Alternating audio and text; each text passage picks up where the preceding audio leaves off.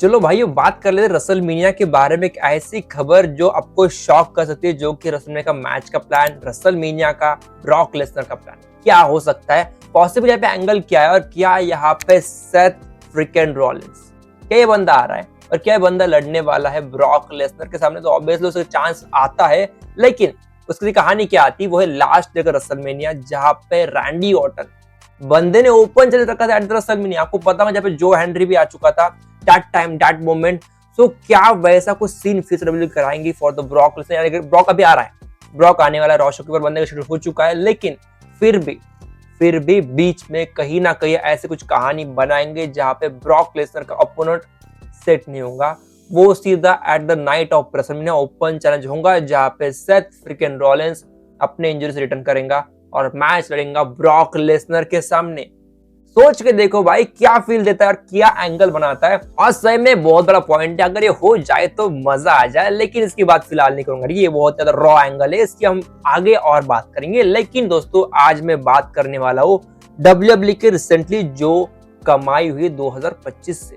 WWE की बात नहीं कर रहा, टीक्यू की बात कर लेते। तो अगर बात कर ले डब्ल्यूडब्ल्यूई के टीक्यू की कमाई जो कि लास्ट ईयर रही थी 2025 में, जो कि थी 4.735 बिलियन रेवेन्यू था उनका, ठीक है। तो मतलब उनका पूरा प्रॉफिट मार्जिन कह सकते हो 4.735, बड़ा मार्जिन है। और इसमें बड़ी बात यह है कि डब्ल्यूडब्ल्यूई जिसका 22% इंक्रीज हुआ है प्रॉफिट में लास्ट ईयर 2024 से 25 में, कमाई ज्यादा हुई, जो कि मेन कारण था जॉन सीना का रिटायरमेंट टूर, जो सबसे बड़ा मुद्दा रहा है। लेकिन अगर इस साल बात करूं, अभी तक की बात कर ले भाई, क्या चीज है, अभी तक तो आपने ऐसा कुछ खास टिकट सेल भी नहीं कर पा रहे हो, ना ही शिकागो के बारे में, ना चेंबर की, ना ही रसलमेनिया, तो दूर की बात है।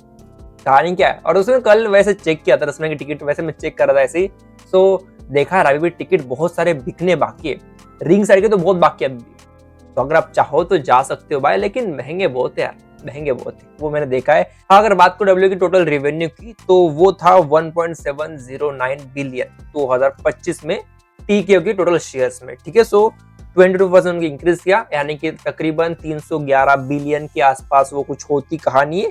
आई डोंट नो भाई इसमें क्या सीन है, लेकिन चलो भाई जो कुछ है, हम कहते रहते हैं डब्ल्यूडब्ल्यूई एक बहुत ही ज्यादा बकवास स्टोरी लाइन दे रही है, लेकिन स्टिल फैंस इन्वेस्टेड फिर भी है, वो दिख भी रहा है फिलहाल। लेकिन चलो बढ़ते आगे, बात कर ले एजे स्टाइल।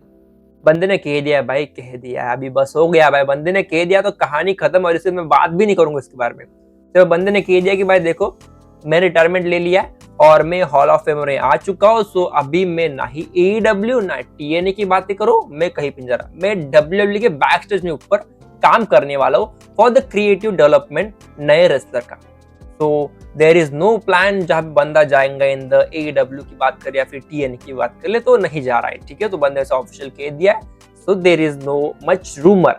अभी एक और चीज जो सबसे शॉक थी, और आई डोंट नो इसका मुझे क्लियर अब तक खबर नहीं है, लेकिन जस्ट मैंने चेकआउट किया है कि दोस्तों कल वैसे सुबह खबर आई थी, वैसे ये चीज थी जहां पे किलर क्रॉस, अब कौन है बंदा आपको बताने की जरूरत ही नहीं, किलर क्रॉस और स्कारलेट कौन थे।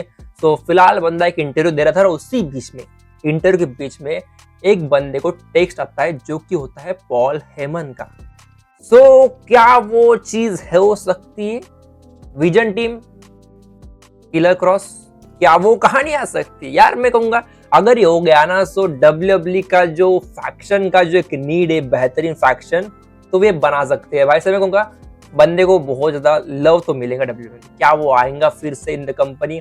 मैं तो भाई वही दिमाग लगा के सोच रहा हूँ, अगर ऐसा हो गया तो क्या बढ़िया कहानी पकाएंगे, लेकिन उसके बारे में क्या ही एंगल दे रहे, फिलहाल उसकी जो बातें नहीं आती तो थोड़ा उसको स्किप भी कर रहा हूँ। लेकिन आई गेस हो जाए तो पॉसिबली मजा आ जाए भाई, यहाँ पे killer cross in the vision team, कहानी अच्छी लगती है यार। अभी दोस्तों चलो बढ़ते आगे, और आगे बढ़ने से पहले दोस्तों छोटी खबर, छोटी जो टिप, और ऑब्वियसली आपको जो अनाउंस करना था, जो मैंने कहा था आपको एक नया पॉडकास्ट की बातें किया था, सो ऑब्वियसली मैंने फिलहाल उसके बारे में बातें किया है बहुत, पिछले 2-3 वीडियो में से बातें किया था। तो अभी दोस्तों मैं बता दूं ऑफिशियली 43% वोट मिले थे जॉन सीना और एज के मैच को। सो फिलहाल मैं उसके बारे में सोच रहा हूँ, स्टिल आज का पूरा दिन है, अगर आप चाहो तो अभी वोट कर सकते हो। आज के दिन के एंडिंग में 7 बजे तक आप वोटिंग कर लेना, फिर मैं कल आपको ऑफिशियली बता दूंगा क्या मैं कुछ और चेंजेस कर रहा हूँ या फिर वही एज वर्सेस सीना का मैच रहेगा। अगर आपके वोट ज्यादा आते हो ऑन द रोमन सेथ या फिर कोई और राइवलरी से कि टीएम पंक और जॉन सीना की या फिर किसी और की, आप कमेंट करके बता दो, उसकी बात करूंगा। और आई गेस उसमें ट्रिपल एच और रैंडी की भी बातें बता सकते हो डेफिनेट। तो चलो दोस्तों बढ़ते आगे, बात कर ले आखिरी खबर जो कि फिन बैलर के बारे में, जहाँ पे बंदे ने कहा भाई देखो यार, अगर बात करूं रोमन रिंग्स के बारे में, तो my first experience with Roman rings जो कि मैच में था हमारी यूनिवर्सल चैंपियनशिप कंटेंडरशिप के लिए, और उस वाले मैच में ऑब्वियसली हमारी जो मैच हुई थी, सो उस वाले मैच के बाद रिस्पेक्ट फॉर रोमन रिंग्स मेरी बढ़ चुकी थी, और उसने बहुत बढ़िया काम, और वहां से मुझे फील हुआ था वो रोमन रिंग्स से, और डेफिनेटली बंदा तो कैरेक्टर में था। तो उसने भी कहा कि अगर वो रोप वाला सीन नहीं होता तो आज मैं चैंपियन होता, लेकिन जो उसकी बात नहीं कर रहा, लेकिन मैं बात करूँ यहाँ पे रोमन रिंग्स की। तो यहाँ पे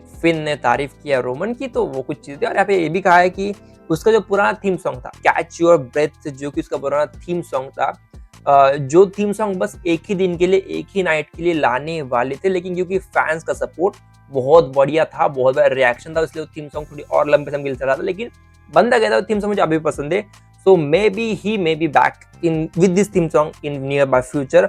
वो कहानी बंदे की आ सकती है, उसके लिए क्या ही बात कर ले, लेकिन इंपॉर्टेंट खबर तो थी नहीं।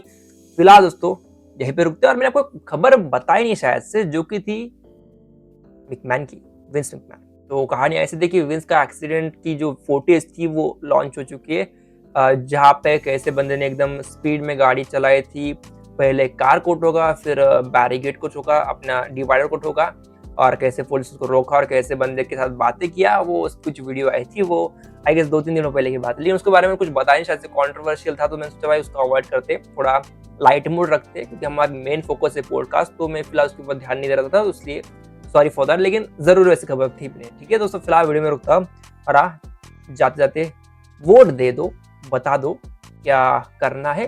7 बजे तक, शाम के 7 PM समय है, वोट दे देना।